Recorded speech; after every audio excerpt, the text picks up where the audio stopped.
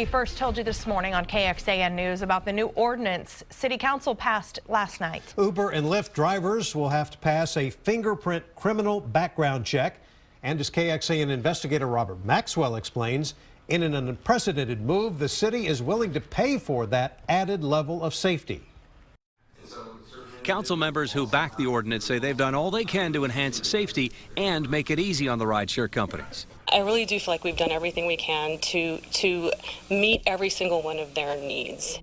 Uber and Lyft both argue it takes too long to get a fingerprint background check back, typically up to 10 days, and would-be drivers won't wait. The city now says it can get it done in 48 hours. Another dissuading factor, though, the $40 cost. And I think what this period, this transition period, will help us do is to be able to specifically address those concerns. So if the concerns is cost, we address that with saying the city will pay for it. The final version of the ordinance shows for the first time the city may provide assistance to drivers.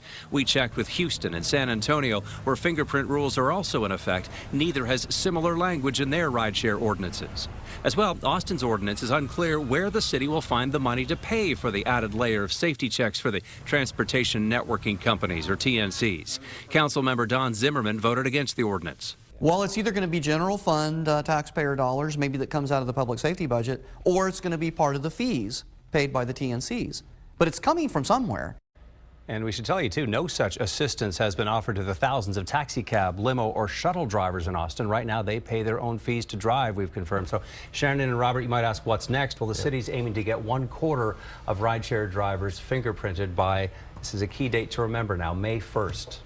Okay, Robert, thanks. At a roundtable discussion today, Mayor Steve Adler said the benchmarks set forth in the ordinance are goals, and right now there's nothing that says rideshare companies must comply with fingerprinting or they can't operate within the city. So does that mean that it's optional? Does that mean it's mandatory? I'd say it's incomplete. An incomplete ordinance, the mayor says council will take up again in January to hash out specific incentives for companies to fingerprint drivers. Uber officials tell us they are still studying the impact of the ordinance on their business model, but a Lyft spokesperson says the company will be in Austin, quote, until mandatory fingerprinting forces us to leave.